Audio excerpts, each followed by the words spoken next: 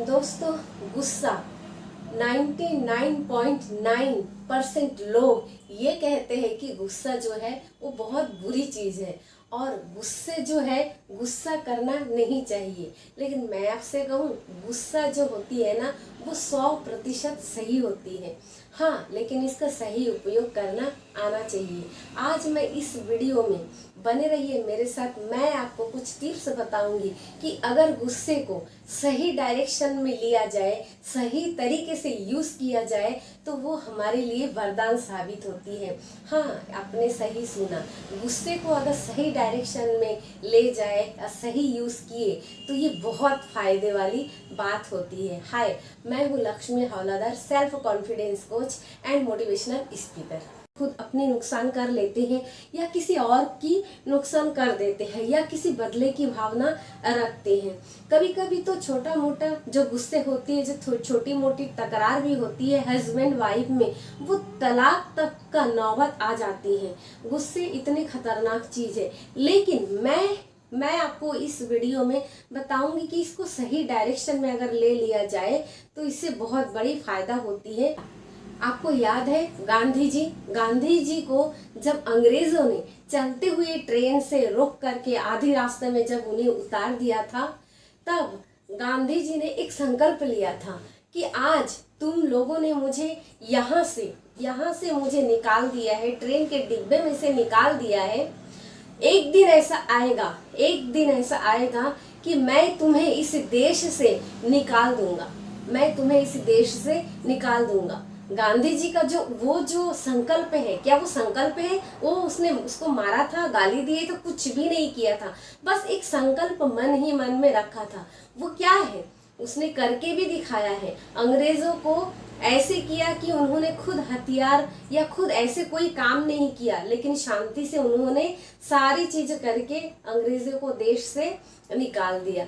क्या इसके लिए उन्होंने कोई बदले की भावना रखी? क्या इसके लिए उन्होंने लड़ाई किए, मारपीट किए? नहीं। लेकिन हाँ, एक गुस्सा ही तो उसके अंदर था जो उन्होंने उस चीज को पनपने दिया, बल्कि उसको धड़कने दिया, उसको बंद नहीं किया। क्योंकि वो एक गुस्सा ही है जिसके कारण वो पल पल उस चीज को आग की तरह अंदर ही अंदर जल रहा था। कहीं ना कहीं उनके मन में यही विचार और यही सोच था कि इस देश से एक दिन तो ऐसा आएगा जिस दिन तुम इस देश से निकाल दिए जाओगे। दोस्तों, ये है गुस्से का पॉजिटिव वेव।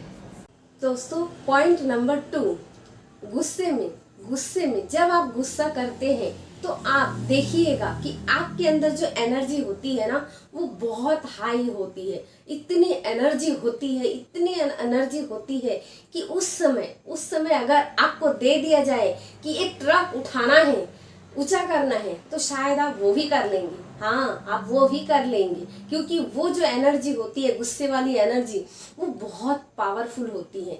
बस एक भाव है, जैसे दुख, सुख, घृणा, ये सारे चीजें एक भाव है, एक फीलिंग है। तो जो गुस्से वाली फीलिंग है उसमें सबसे ज्यादा एनर्जी उसमें रहती है और बहुत पावरफुल रहती है। वो जो एनर्जी होती है बहुत पावरफुल होती है। उस समय अगर कोई ऐसा काम हो कि आप नॉर्मली मूड में वो नहीं कर सकते, जैसे कोई भी कठिन काम हो या कोई आलसता आपको सता रहा है जो आप कई दिनों से टाल रहे थे और नहीं कर पा रहे, बस आपको गुस्सा बस आ जाए, गुस्सा दिला दे कोई उस काम के प्रति, तो उस समय आपको वो ध्यान देना है कि जिसमें से किसी और का नुकसान ना हो या खुद का भी नुकसान ना हो।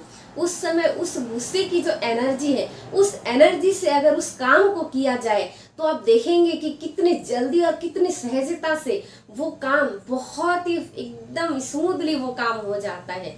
और जब वो काम हो जाता है, जब वो काम संपन्न होती है दोस्तों, तो आपको एक सुकून लगता है, आपको बहुत खुशी महसूस होती है। ऐसा लगता है अरे मैंने ये कैसे कर दिया, क्योंकि नॉर्मली मूड में वो काम करना पॉसिबल नहीं था, लेकिन आपको गुस्सा आया और आपने उस काम को कर दिखाया। पॉइंट नंबर 3, दोस्तों, आपको याद होगा महाभारत की वो बातें, वो क्षण जब श्री कृष्ण जब शिशुपाल के ऊपर अपने सुदर्शन चक्र चलाते हैं।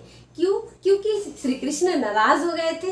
हाँ, नाराज तो वो हो गए थे, क्योंकि उन्होंने बर्दाश्त किया 100 गालियों को। क्योंकि शिशुपाल जब दरबार में इतने सारे गालियां दिए तो श्री कृष्ण जो है वो बहुत सहन कर रहे थे, उनको हर एक गाली पे क्षमा दिया जा रहा था, वो उसको टाल रहे थे। क्योंकि जो गुस्से वाले इंसान होती है ना, उसमें सहनशीलता भी बहुत कुट कुट के भरी होती है।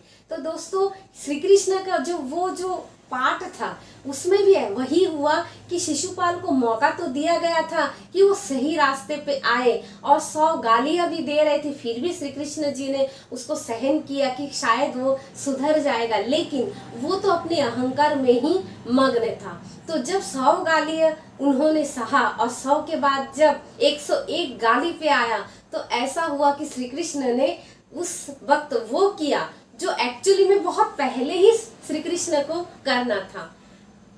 लेकिन उन्होंने उस चीज को क्षमा करके फिर जब उन्होंने 101 गाली जब 100 पार हो गया और फिर 100 के ऊपर जब 101 गाली उन्होंने देना शुरू किया, तब उन्होंने अपना सुदर्शन चक्र जो है शिशुपाल के गले के जो धड़ के ऊपर चला गया। लेकिन आप सोचिए कि वो सही है। आपको ये समझना होगा कि गुस्से से हम बहुत सारा सहनशीलता भी होती है, गुस्से से किसी का हित ना हो, किसी का बदले की भावना ना हो, और वो सही चीज और सही डायरेक्शन में लगा हो, तभी गुस्से की जो मतलब है वो सही यूज हो। नंबर 4, दोस्तों, ऐसे तो मेरे लाइफ में बहुत कुछ हुआ है जब मैं नॉर्मली मूड में जो काम नहीं कर पाई या नहीं कर सकती, या वो काम मेरे लिए नामुमकिन था, पर कहीं ना कहीं मेरे अंदर वही काम के प्रति या कुछ ऐसे हुआ कि मुझे गुस्सा आया और मैंने उस काम को इतना अच्छे से और इतनी स्मूथली की कि मुझे फिर बाद में मुझे सोचना पड़ा कि इस काम को मैंने ऐसे कैसे कर दिया। तो मन में एक खुशी होती है, एक फीलिंग होती है। लेकिन तब जब आप उस गुस्से को सही डायरेक्शन में ले जा सको, ऐसे नहीं कि मुझे गुस्सा आया तो किसी से मारपीट करना या किसी को गाली देना या किसी की बदले की भावना रखना। आपको इस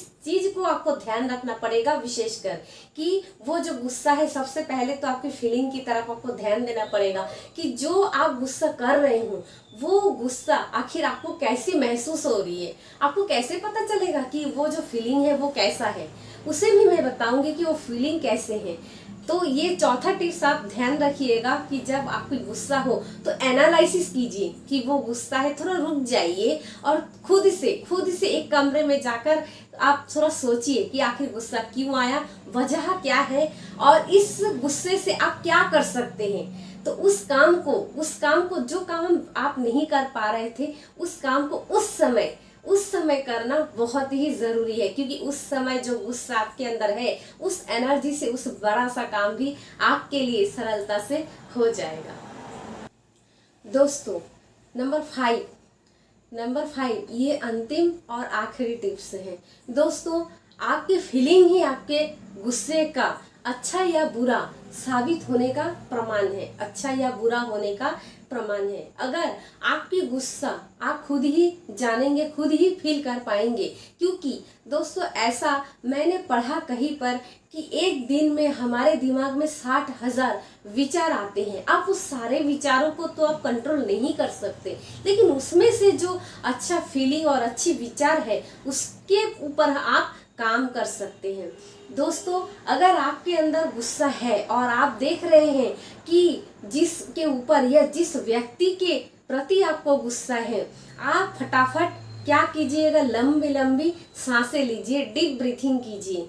उसके बाद फटाफट एक कागज लीजिए और कलम लीजिए। उसके बाद उसके प्रति जो आपकी बुरी भावनाएं हैं, जो बुरी फीलिंग है, आप उस फीलिंग को उस कागज में नोट करिए, पूरा लिख डालिए। आपको जितना भी बुरा फीलिंग है उसके प्रति उस फीलिंग को उस कागज पे पूरा लिख डालिए, और लिखने के बाद उस कागज को लीजिए, एक माचिस के काड़ी से बाहर जाइए और बाहर जाके उसे जला दीजिए। उसके बाद आप घर में आएंगे, अंदर आएंगे और शांत से बैठेंगे, तो आप देखेंगे कि कुछ ही समय में आपको बहुत हल्का महसूस हो रही है, बहुत अच्छा महसूस हो रही है। दूसरी तरफ ये है कि अगर ये नहीं है, अगर ऐसा कोई बुरी फीलिंग नहीं है, अच्छा फीलिंग है कि हाँ गुस्सा तो है, सबको दिखाना है कि मैं बहुत गुस्से में हूँ, लेकिन कुछ अच्छा हो सकता है, तो उस काम को देर मत कीजिए, फटाफट कर डालिए। और जब उस काम को आप कर डालेंगे, आपको बहुत इससे भी बहुत अच्छा लगेगा और आप देखेंगे कि उस काम को जब आप खत्म करते हैं, समाप्त करते हैं, तो आपको अंदर से ही एक सेल्फ कॉन्फिडेंस जो है, कितनी हाई तक वो कॉन्फिडेंस लेवल बढ़ जाता है। इसे ये मैं इसलिए बोल पा रही हूँ क्योंकि ये मेरे साथ बहुत बार हुआ है। मैंने इस चीज़ को ट्राई किया, जब मुझे इससे अच्छा रिजल्ट मिला तभी मैं इस बात को आप सबको अप्लाई करने के लिए बोल रही हूँ। क्योंकि जब मुझे इस चीज़ को सही डायरेक्शन में लेकर के अगर मुझे फ़ायदा मिला, तो मुझे आशा है कि डेफिनेटली वो चीज़ आप पर भी या किसी पर भी जो इस चीज़ को फॉलो करे, इस 5 टिप्स को फॉलो करे, उससे इसको फ़ायदा ज़रूर और डेफिनेटली होगा। तो दोस्तों, आप इसमें कमेंट कीजिएगा और इस वीडियो को ज़्यादा से ज़्यादा शेयर कीजिएगा। आप कहिएगा कि इस 5 पॉइंट को यूज़ करके आपको कैसा लगा, आप किस चीज़ में आगे आए और कौन सा चीज़ ऐसा है जो आपने अचीव किए या आपको उससे लाभ मिला। इसी वीडियो के साथ आप अच्छा रहिए, मस्त रहिए। Thank you.